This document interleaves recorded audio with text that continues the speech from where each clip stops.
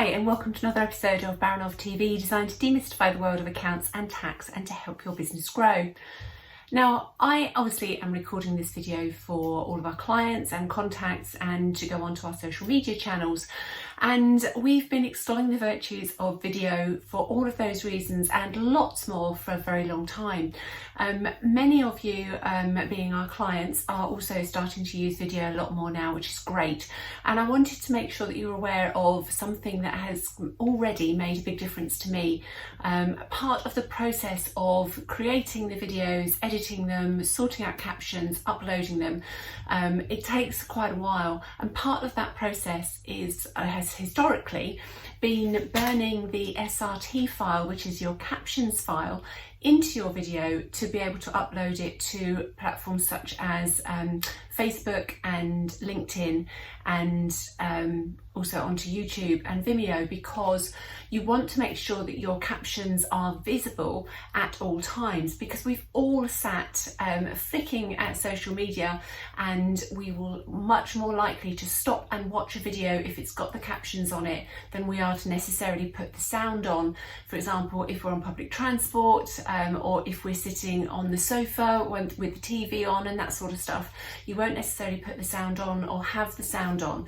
So to have captions on your video makes it much more accessible and massively increases the likelihood that people are actually going to get the value out of it that you want them to. Historically, I've always used rev.com to create our captions for our videos, and I had an email from them about 10 days ago now to say that they're actually now able to burn your captions into your video and send you that as a finished file, which means that I don't then have to go through the process of burning them in myself, which I thought would be a significant step forward. So I played last week with last week's Baranov TV and had a bit of a play to see how it would work, and it was seamless, it was great. So I thought I'd make sure that all of you are aware of rev.com now doing burnt in captions so that you can benefit from it as well. Now the way it works, if you've used Rev in the past, then it's really straightforward. If you haven't, this might sound a little bit complicated, but I promise you it really isn't. So I don't want this to put you off. This should be something to increase the likelihood of you using video for the future. As ever, if you're not sure and you're just a bit stuck or a bit overawed by the process, then do get in touch, because I promise it is really straightforward. But if you have used Rev in the past, when you get that notification from them that your file is ready to download, when you go in and you actually go into the captions editor to go through and just check that the captions are what you actually said as part of your soundtrack for your video, you just go through and edit that as you would do normally, and then you just click a box that says yes, I'm done, and you get a message from Rev then to say we are now going to create your video and we will email you once it's available for you. When I did it, it was I think about a 6-minute video, and it took no more than about 3 minutes for that email to come through, so it's really quick. There is an increased cost to get the burnt in captions onto your video file, but it's something like 25 cents per minute, so it's nothing really when you think of the value of your time in actually going through and doing it. And there is no separate upload SRT file required, whether you're uploading to Facebook or anywhere else. Obviously those captions are all part of the same video file. You can though still download your SRT file if you would like it. You can also download still your transcript file, which is what I use when I add the Baranov TV episodes as blog posts to our website.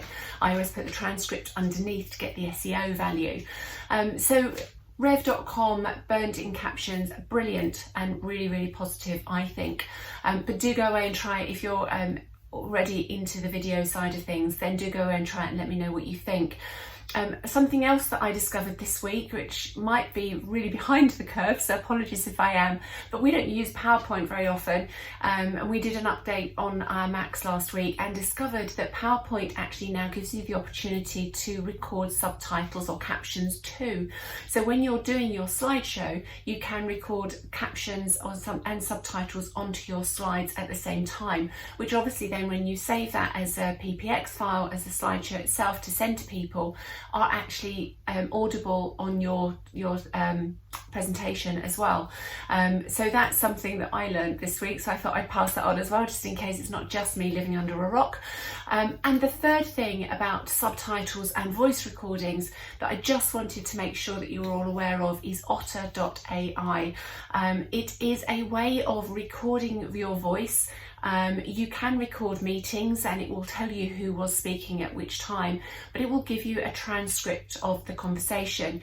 It will give you the timings of each comment as well if you want them. I use it purely as a voice recorder, and then I can export that file and it will send me a transcribed version of what I've just told it. So sometimes if I'm doing blog posts, etc., it could be really useful, particularly when we were doing the Baranov TV rebound resources. I could just talk into my phone, or I can do it on my desktop, and Otter will then transcribe whatever I've said.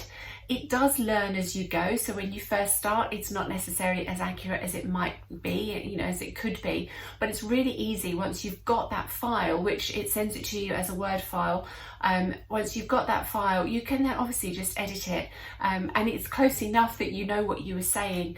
So quite often our brains can work a lot faster than our fingers can type, or that we can scribble, and particularly if you're wanting to actually upload something onto a website or a blog post, as I say, you don't necessarily want to write it longhand and then type it up. It's much easier to either dictate it into Otter or obviously use the dictate function on Word. It's entirely up to you. But if you're out and about and something occurs to you, sometimes Otter is really good because it's on your phone.